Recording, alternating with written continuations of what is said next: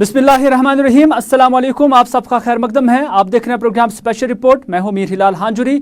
मरकजी सरकार और जम्मू कश्मीर सरकार का दावा कि जम्मू कश्मीर में सलामती एतबार से सब कुछ ठीक ठाक है और यही वजह है कि यहाँ की इंतजामिया ने 28 तारीख से अब इंतखाबात कराने का फैसला किया है। ये डीडीसी चुनाव है और सरकार का मानना है कि इंतखाबात के जरिए जो पंचायती एक्ट है या जो पंचायती सर्विसेज है वो 2 स्टेप्स पर अब लोगों तक पहुंच जाएंगी। लेकिन इस सब के बीच जहां सलामती के दावे होम मिनिस्ट्री से लेकर जम्मू कश्मीर इंतजामिया कर रही हैं, वहीं उस एतबार से जम्मू के एक पुरफिजा इलाके में जहां अमन अमान भी था, नगरोटा इलाके में आज एनकाउंटर होता है और 4 मिलिटेंट वहां पे मारे जाते हैं। इस सब के बीच जो पुलिस ऑफिसर्स हैं उनका मानना है कि ये चुनाव में खलल डालने के लिए ये मिलिटेंट आ रहे थे और उनका मानना है कि ये इन्होंने इन्फिल्ट्रेशन किया है, इन्हें सरहद पार से आए हैं। इस सब के बीच जब जो कैंडिडेट्स जम्मू कश्मीर के अंदर है, खासतौर पर कश्मीर वैली के जो कैंडिडेट्स हैं, उन्हें 3 घंटे प्रचार के लिए दिए जाते हैं और उन्हें सेफ एकोमोडेशंस दी जाती हैं, उन्हें सिक्योरिटी ग्रिड में रखा जाता है और उसके बाद उन्हें सिर्फ 3 घंटे दिए जाते हैं कि वो सिक्योरिटी के हसार में रहकर ही जो अपना प्रचार मुहिम है वो उसे चलाए। तो क्या ये सवाल नहीं उठता है कि अगर सिक्योरिटी सिनेरियो जम्मू कश्मीर के अंदर ठीक नहीं था तो फिर इंतखाबात कराने की ज़रूरत ही क्या थी? क्योंकि इंतखाबात अगर इतने ज़रूरी होते तो असेंबली इंतखाबात भी होने चाहिए थे, उसके लिए डिले तो किया गया है, लेकिन इन इंतखाबात के लिए जल्दी दिखाई गई। कहीं इसके पीछे कोई सियासी मकसद तो नहीं है या कुछ ऐसा जो जम्मू कश्मीर के अंदर है और उसे दिखाने या उसे छुपाने की कोशिश की जा रही है? ऐसे सवालात हैं जिसका जवाब सरकार को देना होगा और देना पड़ेगा। लेकिन इस सब के बीच अहम बात यह भी है कि आज जो एनकाउंटर होता है उसमें 4 मिलिटेंट मारे जाते हैं। आईजीपी जम्मू जिन्होंने आज एक प्रेस कॉन्फ्रेंस पे दी है, उस प्रेस कॉन्फ्रेंस के अंदर उन्होंने क्या कहा वो हम आप तक इस साउंड बाइट के जरिए पहुंचाते हैं। हमने सभी नाकों को अलर्ट कर दिया था और बीफ अप कर दिया था। सभी नाकों पे कंपोजिट स्ट्रेंथ ऑफ पुलिस और सीआरपीएफ मौजूद थी। इस सिलसिले में आज सुबह 5 बजे जब चेकिंग चल रही थी तो एक ट्रक को रोका गया और जब ड्राइवर को उतारा गया तो वो वहां से फरार हो गया। शक जब हुई तो जो ट्रक था उसकी तलाशी ली गई और तलाशी के दौरान जो पुलिस और सीआरपीएफ की पार्टी थी उन पे फायर आया और जवाबी कार्रवाई शुरू की गई। धीरे धीरे और भी फोर्सेस ने ज्वाइन किया और लोकल वहाँ की आर्मी यूनिट ने भी हमारा साथ दिया। एनकाउंटर तकरीबन 3 घंटे तक चला, जिसपे हम पर काफ़ी भारी मात्रा में एमुनिशन फायर किए गए, ग्रेनेड्स फेंके गए।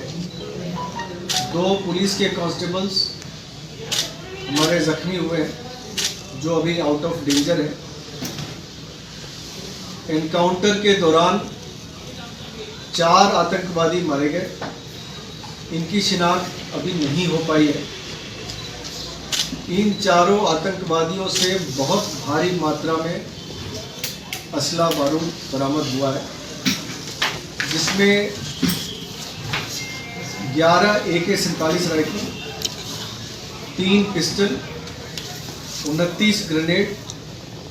ये ग्रेनेड वो हैं जो हम पे फायर किए गए, उसके अलावा जो बचे हुए थे वो हैं 6 UBGL ग्रेनेड्स,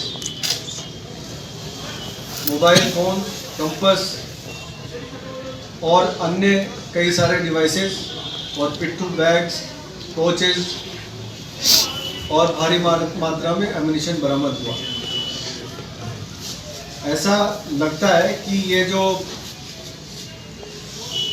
आतंकवादी मारे गए हैं ये किसी बड़े मंसूबे को अंजाम देने के लिए इन्फिल्ट्रेट हुए थे और जम्मू से कश्मीर घाटी की तरफ जा रहे हैं। ऑपरेशन अभी जारी है, पूरे एरिया को सैनिटाइज किया जा रहा है और शीघ्र यातायात को खोल दिया जाएगा। नाज़रीन, आपने देखा आईजीपी जम्मू जो कि प्रेस कॉन्फ्रेंस कर रहे थे और उन्होंने कहा कि जो मिलिटेंट्स आए थे उनके कब्जे से 11 AK-47 राइफल, 3 जो पिस्तौल और उसके साथ साथ ग्रेनेड्स और भारी मिकदार में हथियार जो है वो लाए हुए थे और वो बरामद किया गया है और वो कश्मीर आ रहे थे। ये आईजीपी जम्मू का मानना है और उनका ये भी मानना है कि जो डीडीसी इलेक्शंस जम्मू कश्मीर के अंदर हो रहे हैं उसके अंदर रखना डालने की एक कोशिश हो सकती थी क्योंकि उन्हें इनपुट्स इस तरह के आते थे। ये तो जम्मू की प्रेस कॉन्फ्रेंस है। वहां पर आज सुबह ही जो एनकाउंटर हुआ सुबह 5 बजे के आसपास चला है। ड्राइवर और कंडक्टर अभी भी फरार है माना जा रहा है। और उसके बाद आईजीपी कश्मीर का क्या मानना है, पहले वो पॉइंट भी आप तक पहुंचाते हैं। चारों जो पाकिस्तानी को न्यूट्रलाइज कर दिया गया है और उनका मनसा इधर है कश्मीर में आके इलेक्शन में डिस्टर्ब करना था। तो किस तरह आपने इलेक्शन की बात की है? तो इलेक्शन पूरी हम लोग तैयारी कर रहे हैं। जेएनके पुलिस सिक्योरिटी फोर्स के साथ पूरी तैयार है। हम लोग के कैंडिडेट को सिक्योरिटी प्रोवाइड कर रहे हैं। कल से कैंडिडेट लोग अपने फील्ड में जाके कैंपेनिंग करना शुरू कर दिया है। कोई डरने की बात नहीं है कि हर एक कैंडिडेट को हम लोग एक कैंडिडेट को सिक्योरिटी प्रोवाइड करना मुश्किल है। कलेक्टिव सिक्योरिटी दे रहे हैं। हर एक को सिक्योर एरिया में रखा जा रहा है। जब कैंपेनिंग करने जा रहे हैं तो उनके साथ डबल एस्कॉर्ट हम लोग दे रहे हैं और उनको एरिया को सिक्योर करके कैंपेनिंग करवा रहे हैं। देखिए, इलेक्शन हो 15 अगस्त हो 26 जनवरी हो या कोई वीआईपी विजिट हो तो उस टाइम में अप्रीहेंशन रहता है, लेकिन इसके लिए हम लोग तैयार हैं। तो नाज़रीन, आपने देखा आईजीपी कश्मीर विजय कुमार जो कि मीडिया से बात कर रहे थे। मीडिया के नुमाइंदों ने उनसे ये सवालात पूछे कि अगर जम्मू कश्मीर के अंदर इलेक्शन कराया जा रहा है, जो कैंडिडेट्स की शिकायतें हैं, क्योंकि कैंडिडेट्स बार बार कहते हैं कि उन्हें सिक्योरिटी तो दी जाती है, उन्हें जो सरकारी अकोमोडेशन दी जाती है, यानी बीरवा का कोई है तो उसे डेलगेट के अंदर जो है अकोमोडेशन दी जाती है और उसके बाद उसे 12 बजे निकलना है और 3 बजे वापस आना है। 3 घंटे का प्रचार मुहिम के लिए उसको वक्त दिया गया है और उस दौरान उन्हें सिक्योरिटी दी जाएगी। लेकिन अहम बात इन इलेक्शंस में यह भी नजर आ रही है कि एक साथ एक गाड़ी में जो कैंडिडेट्स है उन्हें उठाया जाता है और उसके बाद वो एक ही कॉन्स्टिट्यूंसी में प्रचार करने के लिए जाता है। हिंदुस्तान के अंदर मुझे नहीं लगता है कहीं पर इस तरह के इलेक्शंस नजर आ रहे हैं, लेकिन जम्मू कश्मीर में इस तरह के इलेक्शंस नजर आ रहे हैं। इस पर तनकीद भी काफी हो रहा है। साबिक वजीर आला जम्मू कश्मीर के और नेशनल कॉन्फ्रेंस के सीनियर लीडर जो उमर अब्दुल्ला है, उन्होंने भी आज एक तनकीदी ट्वीट किया है जिसमें उन्होंने कहा कि मौजूदा चुनाव काफी तंज और तनकीद का निशाना बन रहे हैं क्योंकि सरकार एक तरफ ये दावे कर रहे हैं कि जम्मू कश्मीर में सब कुछ पुरअमन है, सब कुछ सलामती से लेस है, लेकिन उसके बावजूद जो इस तरह के हालात बन रहे हैं तो ऐसा लग रहा है कि अब ये इंतखाबात तंज और तनकीद की वजह बन रही हैं। उमर अब्दुल्ला का पॉइंट ऑफ व्यू अपनी जगह, लेकिन आम लोग भी अब इस पर तनकीद करने लगे हैं कि अगर सरकार ये दावे कर रही है कि जम्मू कश्मीर के अंदर सब कुछ ठीक ठाक है तो फिर प्रचार के लिए एक कैंडिडेट को सिर्फ 3 ही घंटे क्यों मिलते हैं और उन्हें सेफ सिक्योरिटी और उसके साथ साथ एकोमोडेशन देने के लिए मीलों दूर क्यों बसाया जाता है? क्या वो अपनी बस्ती में नहीं रह सकता है जिस तरह आज तक रहते आया है? या सरकार खुलम खुला ये क्यों नहीं कहती है कि जम्मू कश्मीर के हालात अभी भी सिक्योरिटी पॉइंट ऑफ व्यू से हाइपर सेंसिटिव है, इंतहाई हसास है? खैर, ये तो एक पॉइंट था, लेकिन सियासी नुक्ता नज़र क्या है? साबिक वजीर जो कि नेशनल कॉन्फ्रेंस के सीनियर लीडर भी हैं नासिर असलम वानी, उनका मानना है कि उन्होंने अपनी लाइफ में, अपनी ज़िंदगी में, अपनी हयात में पहली मर्तबा इस तरह के इलेक्शंस देखे हैं कि सरकार एक तरफ दावे कर रही है कि सब कुछ ठीक ठाक है और दूसरी जानिब अब कैंडिडेट्स को जैसे अरेस्ट किया जाता है। नासिर असलम वानी का मजीद क्या कहना है, आइए देखते हैं। कि लगभग सब जगह से यही शिकायत है कि जो बीजेपी और उनकी हिमायती जमातों के अलावा कैंडिडेट्स हैं उनको फॉर्म दाखिल करने के फ़ौरन बाद दूर जो है गवर्नमेंट अकोमोडेशंस में शिफ्ट किया जाता है। हद ये है कि मतलब अब मान लीजिए कल मेरे 2 कैंडिडेट हैं, जो एक बीरू का है, एक खा का, उनको वहाँ से उठा के डलगेट के किसी होटल में रखा है। 12 बजे उनको बोलते हैं आप यहाँ से चलिए कैंपेन के लिए, 3 बजे दोबारा रिपोर्ट कीजिए। 12 बजे भी कहते हैं जी एक जॉइंट गाड़ी आएगी, 6 कैंडिडेटों के लिए एक गाड़ी आएगी। कल तो मेरा ख्याल है 1-1.5 बजे तक आई नहीं, तो वो जा ही नहीं सके। आज भी वो सुबह से बोल रहे हैं जी 3 जगह उन्होंने प्रोग्राम रखा है अपनी कॉन्स्टिट्यूंसी में, लेकिन ना उनको सिक्योरिटी दी जा रही है, ना वो गाड़ी ले जाने के लिए आ रही है। इस किस्म का इलेक्शन हमने देखा नहीं। इसमें 2 चीज़ें हैं। अगर सिक्योरिटी का इतना कंसर्न है, इतनी सिक्योरिटी के हालात ख़राब हैं, तो फिर इतने बड़े दावे करके ये इलेक्शन करने का मकसद क्या है? और अगर वो नहीं है, फिर हमारी जहन में आता है कि ये सब एक्सरसाइज और ये सब कोशिश की जा रही है इन इलेक्शंस को इन्फ्लुएंस करने के लिए। सिर्फ उन जमातों को जो है फ्री एक्सेस दी जा रही है, सिक्योरिटी मुहैया की जा रही है, गाड़ियां दिए जा रहे हैं जो नॉन बीजेपी हैं और जो उनके अपनी हिमायती हैं, जैसे वो किंग्स पार्टी है, उनके साथ जो चल रहे हैं लोग, उनके छोटे छोटे वर्करों को भी फैसिलिटी दी जा रही है। ऐसा इलेक्शन तो आज तक हमने देखा नहीं। चलिए, नासिर असलम वानी ने अपनी इस बाइट में ये भी कहा है कि जहां एक तरफ ये मजाक हो रहा है तो दूसरी जानिब उनका मानना है कि ये पर्टिकुलर एक पार्टी को जीत दिलाने की कोशिश भी हो सकती है, या उस पार्टी की जो हमख्याल जमाते हैं उन्हें भी जिताने की कोशिश और साजिश हो सकती है, या कि फिर सरकार अपना फेलियर जो है उसको छुपाने की कोशिश कर रही है। लेकिन पीडीपी का क्या पॉइंट ऑफ व्यू है? साबिका एमएलसी और पीडीपी के सीनियर लीडर खुर्शीद आलम ने भी गुलिस्तान न्यूज़ के साथ बात की। खुर्शीद आलम का मानना है कि पहले ही ये फैसला जो है उजलत में, जल्दी में उठाया गया है, किसी भी पार्टी को जो है ऑन बोर्ड नहीं लिया गया है, किसी भी पार्टी से कोई सलाह मशवरा नहीं किया गया है, जो कि हिंदुस्तान की जमहूरियत की रीत और रिवाज रही है। लेकिन इस सब के बीच या तो पीडीपी या नेशनल कॉन्फ्रेंस को हराने की कोशिश की जाती है, जो कि एक अलायंस की सूरत में आया है, और भारतीय जनता पार्टी और उसके हमख्याल जो कैंडिडेट्स हैं उन्हें जिताने की कोशिश की जाती है, या कि फिर सरकार को अपना failure security point of view से एक्सेप्ट उन्हें करना चाहिए, क्योंकि उनका भी मानना है कि उन्होंने अपनी जिंदगी में इस तरह के चुनाव पहली बार देखे हैं। डीसी के इलेक्शन जो हो रहे हैं, एक तो उजलत में फैसला लिया है गवर्नमेंट ने without consultation of the political parties, regional political parties. किसी के साथ मशावरत नहीं की गई, मशवरा नहीं किया गया, कोई राय नहीं ली गई, ठोसा गया। ऑलराइट, अब इलेक्शन अनाउंस हो गए और अल्लाह का करम ये हुआ कि गुपकार अलायंस ने, जेपीडी ने फैसला लिया कि हम पार्टिसिपेट करेंगे। अब आप देख लीजिए इसमें कितनी रोड़े अटकाए जा रहे हैं। Either they feel threatened of this alliance, People's Alliance, तो साफ जाहिर है घबरा गए हैं। तो आप देख लीजिए जो भी हमारा अलायंस का या जो भी आज़ाद उम्मीदवार फॉर्म नामजदगी दाखिल करता है, उसी वक्त उसको you can take it as a गिरफ्तार किया जाता है, उसको एक होटल में बंद किया जाता है, डंप किया जाता है, और 5-5, 6-6 कैंडिडेट्स को एक साथ एक दिन में कहते हैं कि हम आपको पुलिस कस्टडी में इलाके में ले जाएंगे। They have been arrested virtually. कोई कंपेनिंग की इजाज़त नहीं दी जा रही है। मैं समझता हूँ कि जमहूरियत का कत्ल हो रहा है, आज़ादी राय का कत्ल हो रहा है। इंतखाबी मंशूर चलाने का, फैलाने का, लोगों तक पहुँचने का, आउटरीच में जितने रोडे अटकाए जा रहे हैं, साफ जाहिर है कि एक मखसूस तबका फ़िक्र को, एक सियासी प्लेटफार्म को तरक्की करने की कोशिश कर रही है, उनको आगे बढ़ाने की कोशिश, उनको तमाम तर फैसिलिटीज़ दी गई हैं।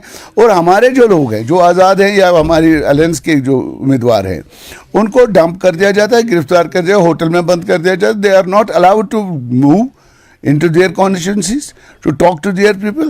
So I fail to understand ये किस किस्म की ये जो जमहूरी तमाशा बनाया गया है, ये क्या क्या हो रहा है। If they are feeling threatened, they should withdraw. उनको वो इलेक्शन ही उनके हाथ में है, हुकूमत उनकी है। अगर लोगों तक पहुंचने की इजाज़त नहीं दी जा रही है उम्मीदवारों को, तो ये कौन सा तरीका है जमहूरियत का। नाज़रीन, आप देख रहे हैं प्रोग्राम स्पेशल रिपोर्ट, और स्पेशल रिपोर्ट में हम बात करते हैं जम्मू कश्मीर की सिक्योरिटी की, जम्मू कश्मीर में इलेक्शंस की, और जम्मू कश्मीर में सरकारी दावों की, सलामती की, जो कि मरकजी सरकार से लेकर जम्मू कश्मीर सरकार बार बार करते आई हैं। और इस तरह के दावे हम देखते हैं कि अक्सर अखबारात की सुर्खियां भी बटोरती आई हैं। लेकिन आज ये चुनाव जो है, ये इम्तिहान की घड़ी सिक्योरिटी एजेंसीज के लिए भी हैं, सरकार के लिए भी हैं, क्योंकि और सबसे बड़ा जो ये इम्तिहान है, ये जमहूरियत के लिए भी है, क्योंकि एक कैंडिडेट भले ही इधर उधर करके सिक्योरिटी हसार में रहकर प्रचार भी चला सकता है, जीत भी सकता है, कोई हार भी सकता है, लेकिन क्या जमहूरियत की जीत हो सकती है? क्योंकि जमहूर का मतलब यही है कि जब आप इलेक्शन कराएंगे तो लोगों की पार्टिसिपेशन कितनी रहती है। कोई कैंडिडेट 1 वोट से भी जीत सकता है, कोई 1 वोट से हार सकता है, कोई 100 वोट से जीत सकता है, लेकिन जमहूरियत तभी जीत सकती है जब इसमें 70% से ज़्यादा वोट पड़ेंगे। और वो इम्तिहान अब सरकार के लिए है कि क्या वो वाकई जमहूरियत की जड़ें जम्मू कश्मीर के अंदर अपनी कारकर्दगी से, अपनी पॉलिसीज से मजबूत करने में कामयाब हो गई हैं। ये सरकार के लिए भी अब एक बड़ा इम्तिहान है। लेकिन इस इम्तिहान के बीच जो DGBSF है, उनका मानना है कि सरहद पार से कोशिशें हो रही हैं इन्फिल्ट्रेशन की, और आज का मौसम, आज का सीज़न काफ़ी मौजू होता है इन्फिल्ट्रेशन के लिए। और उनका ये भी मानना है कि एक तरफ जहां एक इलेक्टोरल एक्सरसाइज या डेमोक्रेटिक एक्सरसाइज जम्मू कश्मीर के अंदर होता है, वहीं पर एक चैलेंज इन्फिल्ट्रेशन को रोकना भी है। ताहम उनका मानना है कि बॉर्डर सिक्योरिटी फोर्सेस, जो फ्रंट लाइन वॉरियर्स हैं, वो अपने मुल्क की सुरक्षा के लिए, उसके तहफ़्फ़ुज़ के लिए आज तक भी कुर्बानी देती आई है और इसके बाद भी कुर्बानी देती रहेगी। और उनका मानना है कि वो किसी भी तौर पर यहाँ की सलामती को बरकरार रखने में अपना रोल अदा करके ही रहेंगे। See, we are the first line of defense and we are committed to protect the country. We are determined to protect the country and we are fully prepared to face any challenges on this country. There are attempts to push in the militants in our country, and particularly this period is very suitable for such activities. So all the counter measures we are taking are very effective, and we are, as DG BSF, I can tell you, we are committed to foil such attempts and we will tackle the situation. नाज़रीन, इससे पहले जो DG BSF है उनसे पहले आपने IGP Kashmir की वो बाइट सुनी जिसमें उन्होंने कहा था कि एक एक शख्स को या एक एक कैंडिडेट को सिक्योरिटी देना सिक्योरिटी एजेंसीज के लिए अभी मौजू नहीं है, बल्कि इतना भी कहना उनका कि एक चैलेंजिंग था। लेकिन डिप्टी कमिश्नर बारामूला जीएन यतू के साथ हमारे साथी सैयदरूफ फारूकी ने बात की। उनकी नोटिस में भी इस तरह की शिकायतें आई हैं, क्योंकि बारामूला से लेकर दीगर अजला में भी इस तरह का सिनेरियो बना हुआ है कि अब जो कैंडिडेट्स हैं वो शिकायतें कर रहे हैं कि उन्हें मुकम्मल सिक्योरिटी के साथ साथ वो जो प्रचार का एक्सरसाइज है वो करने के लिए जो है मौका फराहम नहीं किया जाता है, क्योंकि उन्हें लगता है कि जैसे उन्हें अरेस्ट किया गया है। डिप्टी कमिश्नर बारामूला जीएन यतू का मानना भी है कि हर किसी इंडिविजुअल के लिए सिक्योरिटी देना सिक्योरिटी एजेंसीज के लिए एडमिनिस्ट्रेशन के थोड़ा चैलेंजिंग है, लेकिन जो कुछ भी हो सकता है वो एडमिनिस्ट्रेशन उन्हें फराहम कर रही है। जो बात बताई गई, मैं बाकी डिस्ट्रिक्ट्स की तो बात नहीं करूंगा, लेकिन हमारे यहाँ बारामूला डिस्ट्रिक्ट में अगर आप देखेंगे इस वक्त तक जो हमारे प्रोटेक्टेड एकोमोडेशन में जो जिन लोगों ने वॉलंटरीली ऑप्ट किया है कि वो प्रोटेक्टेड एकोमोडेशन में रहेंगे, एक तो हमने हर 5 कैंडिडेट्स के लिए एक एक गाड़ी डेडिकेटेड रखी है और इस वक्त 8 गाड़ियाँ हमारी जो है जो कैंडिडेट्स ऑलरेडी है उनके लिए जो है 8 गाड़ियाँ हमने अवेलेबल रखी है। पुलिस के साथ ऑलरेडी ये टाइप हो गया कि वो रोटेशन बेसिस पे अल्टरनेटिव डे पे या जब भी उनको कंपेनिंग के लिए जाना होगा वो उनको बाज़ाब्ता तौर जो है पुलिस प्रोटेक्शन साथ दे देंगे जिस वक्त भी उनको ज़रूरत पड़ेगी और जहाँ जाने की ज़रूरत पड़ेगी, क्योंकि सिक्योरिटी सिचुएशन को देख करके भी कैंडिडेट्स की सेफ्टी भी ज़रूरी है। लेकिन जहाँ लोगों ने या जहाँ कैंडिडेट्स की जो है वो ज़रूरत पड़ती है उनको किसी भी कॉन्स्टिट्यूंसी में जाने के लिए, तो हमारी तरफ से तो या पुलिस की तरफ से ऐसी कोई दिक्कत नहीं आती। हाँ, ये ज़रूर बात है कि हर किसी को इंडिपेंडेंट सिक्योरिटी व्हीकल देना पॉसिबल नहीं है, क्योंकि व्हीकल्स कैंडिडेट्स को अपनी अरेंज करनी है, लेकिन सिक्योरिटी के लिए हमारी व्हीकल्स होंगी। उसके लिए थोड़ा रोटेशन एक हमने इसको पुलिस के साथ वर्कआउट किया हुआ है, बट जितना उसको हमारी तरफ से सपोर्ट चाहे, पुलिस की तरफ से सपोर्ट चाहे, वो ज़रूर मिलेगा। कैंडिडेट्स को व्हीकल्स तो प्रोवाइड करनी है। आपने कहा कि आप हर एक कैंडिडेट को 5 कैंडिडेट को एक गाड़ी देते हैं। ये एक सवाल उभरा है कि एक कैंडिडेट जो है 5 कैंडिडेट एक दूसरे के अपोजिट है, एक ही गाड़ी में जाके कंपेनिंग करना? नहीं, वो हमने नोडल ऑफिसर जो बनाए हुए हैं, हमारा नोडल ऑफिसर है सिविल एडमिनिस्ट्रेशन का, पुलिस की तरफ से नोडल ऑफिसर है, और जो कैंडिडेट्स खुद है वही उनके साथ बिल करके जो है वो रोस्टर बनाते हैं कि किस दिन किसको जाना है। क्योंकि अगर अपोजिट कैंडिडेट्स हैं वो ज़रूरी नहीं कि एक ही गाड़ी में जाएं, लेकिन जो कैंडिडेट्स आपस में इत्तेफाक करते हैं कि इस दिन हम जाएंगे तो उनको एक गाड़ी दी जाती है, बट इट इज़ ऑलवेज उनको ऑन बोर्ड लेकर के। ऐसा कुछ नहीं है कि कोई यूनिलैटरली फैसला किया जाता है। उनकी कंफर्टेबिलिटी भी देखी जाती है, उनकी कन्वीनियंस भी देखी जाती है, और जो लिमिटेड रिसोर्सेज हैं व्हीकल्स के एंगल से, डिप्लॉयमेंट के एंगल से, उन चीज़ों को देख करके जो है सारी की सारी चीज़ें की जाती है। ज़रूर उनको ये डिमांड उनकी थी कि हमें जो है इंडिपेंडेंट व्हीकल्स दी जाए, सिक्योरिटी व्हीकल्स, ताकि हम इंडिपेंडेंटली घूमें। लेकिन चूँकि इलेक्शन कोड ऑफ कंडक्ट में जो एक्सपेंडिचर जो है वो कैंडिडेट को करना है, वो व्हीकल उसको अपनी यूज़ करनी है, लेकिन सिक्योरिटी व्हीकल जो है वो हमारी जिम्मेदारी है, और उसके लिए ऑलरेडी एक वाज़ेह मुरतब किया हुआ है पहले कि वो किस लाहे अमल के तहत उनको कंपेनिंग जो है वो करनी दी जाए। लेकिन डिस्ट्रिक्ट एडमिनिस्ट्रेशन और पुलिस की तरफ से बिल्कुल 100% एक मैकेनिज्म इन प्लेस है जिससे उनको जो है कंपेनिंग में बिल्कुल फैसिलिटेट किया जाए।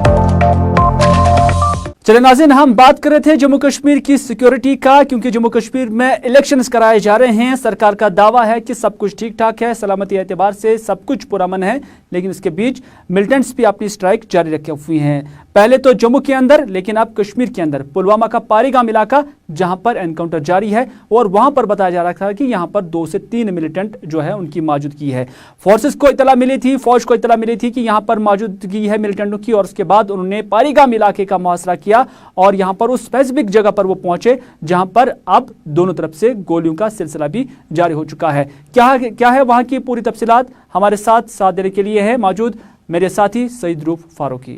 बिल्कुल हिलाल, पुलवामा का पारीगाम इलाका जहां पे आज मिलिटेंट्स की प्रेजेंस की खबर मिली है सिक्योरिटी एजेंसीज को, और उसके बाद ही पूरे इलाके को पुलिस, आरआर और एसओजी ने कॉर्डर में लिया। उसके बाद घर घर तलाशी शुरू की गई और तलाशी के दौरान वहां पे अगरचे गोलियों का तबादला भी शुरू हुआ। उसके बाद हम ये कह सकते हैं कि गोलियों का तबादला थमा कुछ देर के लिए और उसके बाद काफ़ी ज़्यादा सिक्योरिटी को पूरे इलाके में लाया गया है। पारीगाम जो बन पारीगाम है या जब पारीगाम का जो मेन एरिया है उस के साथ साथ बन पारीगाम को भी अब कॉर्डन बढ़ा दिया गया है। काफ़ी ज़्यादा सिक्योरिटी को तैनात किया गया है और अभी की अगर हम बात करें तो फिर से गोलियों का तबादला वहाँ पे शुरू हुआ है। यही बता रहे हैं कि मिलिटेंट्स 3 मिलिटेंट्स जो है वो अंदर मौजूद है। उसके बाद पूरे इलाके को मुहासरे में लिया गया है। नाज़रीन किराम, आप देख रहे हैं प्रोग्राम स्पेशल रिपोर्ट, और स्पेशल रिपोर्ट में हम ट्रैफिक जैम का तो अक्सर जिक्र करते हैं क्योंकि सड़कें वही हैं लेकिन गाड़ियों की तादाद बढ़ गई है, और इस हवाले से कई इलाके ऐसे हैं जो दूर दराज के हैं और टाउनशिप से बिल्कुल नज़दीक में पड़ते हैं, वहाँ पर भी अब ट्रैफिक जैम के मनाजिर देखने को मिल रहे हैं। त्राल कस्बा का जिक्र करते हैं तो यहाँ पर भी अक्सर बेशतर जो ट्रैफिक जैम के मनाजिर देखे जाते थे, लेकिन यहाँ पर त्राल के नज़दीक ही एग्रीकल्चर डिपार्टमेंट का एक स्टोर था जो कहीं ना कहीं एक हिंड्रेंस बना हुआ था यहाँ पर ट्रैफिक जैम होने के लिए, और साथ ही साथ अब जो वहाँ की एडमिनिस्ट्रेशन है उन्होंने फैसला लिया है और उन्होंने आज वो जो स्टोर वहाँ पे बना गया था उसे डिसमेंटल किया है, उसे मुनहदिम किया है, और सरकार का मानना है कि एग्रीकल्चर डिपार्टमेंट को इसके बदले दूसरी जगह पर ज़मीन और स्पेस जो है अवेलेबल की गई है, और ये ढांचा इसलिए यहाँ से हटाया गया ताकि आम लोगों को चलने फिरने में कोई दिक्कत ना आ जाए, और यहाँ पर जो ट्रैफिक जैम अक्सर बेशतर हुआ करता था उस पर किसी न किसी हद तक काबू पाया जा सके। इसके लिए हमने ऑब्जर्व किया पिछले कुछ टाइम से कि जो हमारा हॉस्पिटल में ज़्यादा रश रहता है कोविड के लिहाज से, एंड गाड़ियों का रश भी रहता है, एंड उस लिहाज से यहाँ पे एक बोतल हमने महसूस किया है कि इससे ट्रैफिक कंजेशन हुआ करती थी। तो ये एग्रीकल्चर डिपार्टमेंट का स्टोर था, काफ़ी पुराना स्टोर था, डेवलप्ड फंक्शन में था। तो फिर हमने एग्रीकल्चर डिपार्टमेंट से गुजारिश की कि इसको हम यहाँ से डिमोलिश करके ताकि हम एक रिकॉर्ड विड्थ रेस्टोर करें ताकि ये बोटल नेक जो बना हुआ है ये दूर हो जाए। तो एग्रीकल्चर डिपार्टमेंट हम बड़े मशहूर हैं कि हमें हमारी रिक्वेस्ट को कंसीडर करके कि हमने आज एक्शन लिया है। इसमें हमारा आर&बी डिपार्टमेंट साथ था, हमारे म्यूनसिपलिटी या एग्जीक्यूटिव अफसर साहब उसका भी टीम था, एंड एग्रीकल्चर के साथ साथ हमारा रेवेन्यू भी था। तो आज हमने डिमोलिश की है और मुझे लगता है कल से हम जो बाकी जो एरिया हमें ऑक्यूपाई हुआ है रोड के लिहाज से उसको भी हम मेटल करके ताकि एक अच्छी सी रोड बन के एक रिक्वायर्ड विड्थ हमें रेस्टोर हो जाए। एंड साथ ही साथ हमने एग्रीकल्चर डिपार्टमेंट को करीबन 3 कनाल की ज़मीन हमने इनको दी है इधर हमारे इरिगेशन डिवीज़न के पीछे, एक अच्छी लैंड इनको दी है क्योंकि हम चाहते हैं कि एक अच्छा डिपार्टमेंट, एक अच्छी सब ऑफिस एस्टेब्लिश करने के साथ साथ एक हमारी वेजिटेबल नर्सरी भी एस्टेब्लिश हो जाए। तो मुझे लगता है आने वाले टाइम में एग्रीकल्चर डिपार्टमेंट का एक अच्छा एक इफेक्टिवनेस हो जाएगी, हमें वेजिटेबल नर्सरी भी यहाँ पे अवेलेबल हो एंड साथ ही साथ इनका अच्छा ऑफिस भी आने वाले टाइम में वहाँ पे एस्टेब्लिश हो जाए। नाज़रीन, यहाँ त्राल में सड़क थी, ठीक थी, लेकिन फिर भी ट्रैफिक जैम था और जो कुछ यहाँ पर हिंड्रेंस थी आज उसे हटाया गया। लेकिन छत्रगुल कंगन का जिक्र करते हैं, यहाँ के लोगों का मानना है कि यहाँ सड़क तो कुशादा है लेकिन इसकी हालत काफ़ी खस्ता है, और जब हालत खस्ता है तो त्राल में तो गाड़ियाँ चलती थी, भले ही ट्रैफिक जैम में वो रुकती थी, लेकिन यहाँ पर गाड़ियाँ आती ही नहीं क्योंकि उन्हें मुनासिब ही नहीं लगता है कि वो इस सड़क से चले क्योंकि सड़क की हालत इस कदर ख़राब है। वहाँ के लोगों का मजीद क्या कहना है, आइए उन्हीं की जुबानें सुनते हैं। मसला ये है कि जो कशनबल से छतरगुल तक रोड है उसकी हालत बिल्कुल खस्ता है, यहाँ कोई आता नहीं, न यहाँ रोड को पूछते हैं। कई सालों पहले किया रोड की मरम्मत थोड़ी बहुत, आजकल इतने खड़े हैं कि बीमार बड़ी मुश्किल से कंगन पहुँच रहा है। गाड़ी वाला कोई तो आता नहीं, न समूह वाले आते, बेचारे आएंगे तो किस वजह से आएंगे, डर के वजह से कोई आता नहीं, क्योंकि हमारा रोड की हालत इतनी खस्ता है कि गाड़ी वाला बेचारा भी डर चलने से डर रहा है। इसलिए हमारी गुजारिश है गवर्नर साहब से, क्योंकि हमें देखे यूटी में बोल रहे हैं यूटी में इतना हो रहा है, इतना हो रहा है, हमें आज तक कुछ देखा नहीं। सबसे पहले हमारे रोड की हालत देखो, बाकी तो छोड़ दो। अब विंटर आने वाला है, हम लोग बिल्कुल परेशान है। कोई बीमार होगा, कोई डिलीवरी होगा, उसको कोई गाड़ी वाला तो उठाएगा नहीं, क्योंकि हमारे रोड में इतने गाड़ी। छतरपुर से है, वहाँ से रोड की शिकायत आ रही है और मैंने खुद भी देखा, तहसीलदार सभी मेरे साथ जाते रहते हैं तो है। तो इस सिलसिले में पिछली दफ़ा हम बात की, मैंने एग्जीक्यूटिव इंजीनियर PMGSY उनसे बात की तो उनको कुछ पैसे भी आए हैं, इफ़ आई रिमेंबर करेक्टली, कुछ 20 लाख का अमाउंट उनके पास सेंक्शन इसके लिए हुआ है। But due to bad weather जब आया तो मौसम ख़राब हो गया तो नहीं हो पाया। मैं अब उनसे बात करूँगा क्या वो इन दिनों में सर्दियों बर्फ़ से पहले उसमें कुछ काम कर सकते हैं कि वो सर्दियों में बिगिनिंग ऑफ द ईयर अप्रैल में काम उसका शुरू हो जाएगा। तो यस, काम उस पर इंशाल्लाह शुरू हो जाएगा। तो नाज़रीन, ये था आज का स्पेशल रिपोर्ट। इसी के साथ दीजिए अपने मेज़बान मीर हिलाल हांजुरी को यह प्रोग्राम यहीं पर इख्तिताम करने की इजाज़त, इस वादे के साथ कि अगर ज़िंदगी रही तो आपसे फिर होगी मुलाकात। तब तक के लिए खुदा हाफिज़, फ़ी अमान अल्लाह।